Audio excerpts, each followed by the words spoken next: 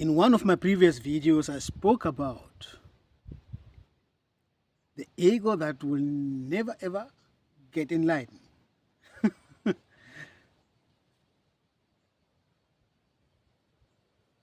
Get enlightened in the sense of like, oh, I want to connect to my higher self. I want to connect to the source. Oh, and I get enlightened. This is the kind of enlightenment that I mean for the ego, for the egoic self. If at all you have a higher self as an egoic self, then that is the self, the soul. And you can only connect to it, to your higher self, the soul, as the ego, for that matter, if you step out of the way.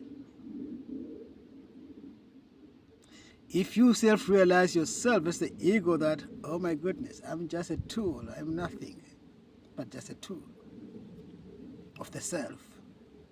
Ouch. Yeah, ouch. So and then I went ahead and spoke about what does it take for a soul to realize itself? What does it take for enlightenment? You can give it whatever name you want to give it. Shift in consciousness, awakening. There are a lot of names depending on what appeals your ego. I don't know. Either way, the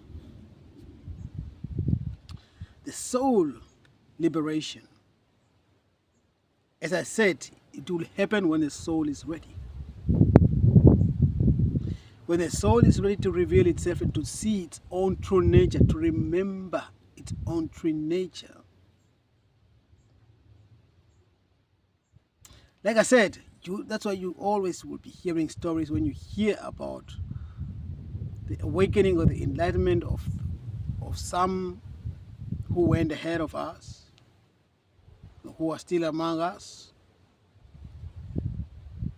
It all differs. It all differs. One was just sitting at the train station and then voila, in the midst of chaos, voila, self-realization.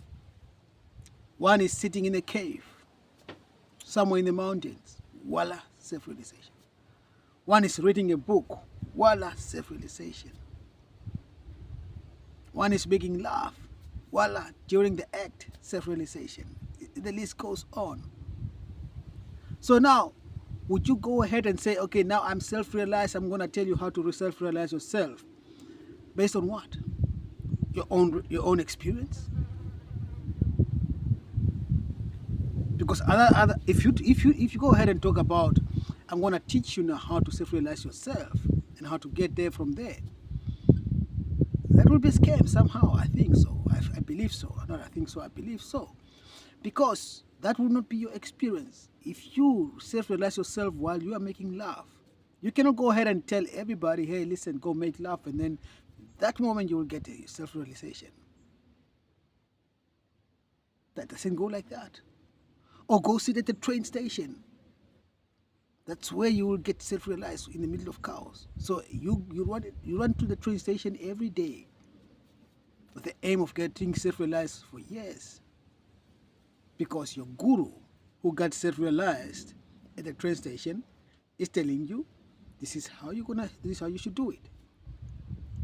This is how teaching by experience, right?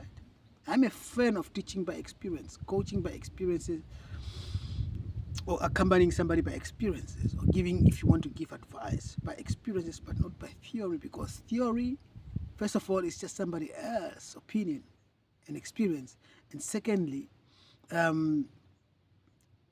theory is not so easy to put in experience. You can read a book about how to be a nice person, but try to be a nice person then in practice. You'll realize very fast, oh my goodness, this has nothing to do with the theory that I just read. You know?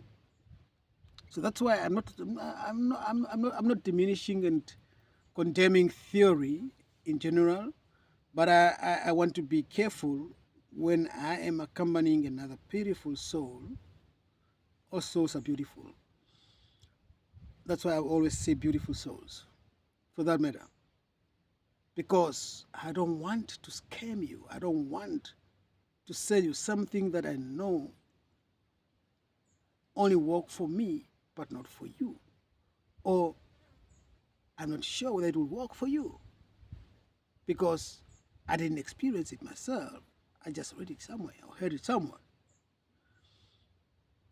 So I talk about the soul being ready and reveal itself. I'll give you one example. On my journey, and this time it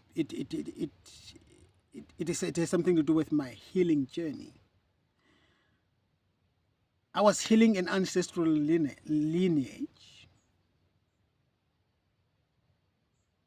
poverty, money, alcohol, drugs. Although I never did heavy drugs, I only did marijuana, but very excessively, very heavily. There was a period of time that I did it very heavily. Not all the time, but when I smoke, then really like a champion. As if there's a prize to be won. As if I'm smoking for the first place to win a big prize. And then I had my period where I didn't smoke. And then from one moment to another, smoke again. That also applies to cigarettes. I had my moments where I smoked cigarettes non-stop, like a marathon, like a chain, almost, not quite, but almost. And then I quit for a month or 2 or 3 or 4, 6. And then afterwards, another marathon of smoking for 3 months non-stop. The same with alcohol. But that mainly applied to beer and wine, red wine. I never really touched those heavy alcohol never really was my thing. Beer, and now and then red wine. Yeah. And I drink red wine. I could just drink in Spain. They're selling these 2-liter jars, very cheap, good wine too.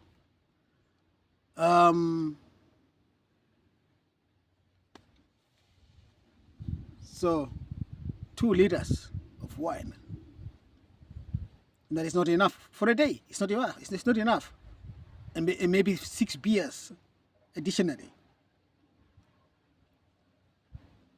And then I have my break where I just don't touch anything. Neither cigarettes, neither beer, neither marijuana. And then and during those times where I was sober, I asked myself, I said, like, I always used to hear from my twin flame, you gotta heal that, you gotta heal that, you gotta heal that, you gotta heal that, you gotta heal that, in her own way. Huh? For sure, I did put myself under pressure too. Hey, man, it's true, I gotta heal that, I gotta heal that, I gotta heal that. And during those times where I had my break, I thought I healed it because my focus was on healing on that. I thought I healed it. That's the moment when I think that, okay, I think I got it. I think I'm done with it. Out of nowhere, find myself in the shop, buying beer, buying cigarettes, finding my dealer, buying marijuana. Come home, sit at home and just drink and smoke again, and then the whipping goes on. What went wrong? I thought it was healed. I thought the frustration kicked in. The soul was not ready. Because the moment when I really for good healed that energy and stopped drinking and smoking either marijuana or cigarettes, that's the time when I shift my vibration, raise my vibration, and that's the time when my light starts shining brighter and my vibrations start irritating the raptors. That's when the war started, with the raptors chasing me, kicking me, and witchcraft around me. If I can tell you about the witchcraft which I encounter of being sent on my land, on me, on my dogs. You know, when go ahead and watch some of my videos, that is just only peanuts. What I've just put on those videos is just only peanuts. Yeah? Like I said, I never know. You never know who's watching my videos too. And I don't want to reveal everything because they are there to study me. But what I've experienced with this in this time, since I stopped with all the drinkings and all the smoking, and my vibration rise higher and my light starts shining brighter, I tend to be a problem for the raptors and core. And I know now, because my ego the whole time was impatient with the soul. What are you waiting for? This is what's the conversation between the ego and the soul. What are you waiting for? You are a sleepyhead. This is what my ego used to tell my soul. Me as a soul. You are a sleepyhead. You are lazy. You don't get up, wake up and get up and clean up this mess. We hear that it's a soul journey. That is your mess. Clean it up.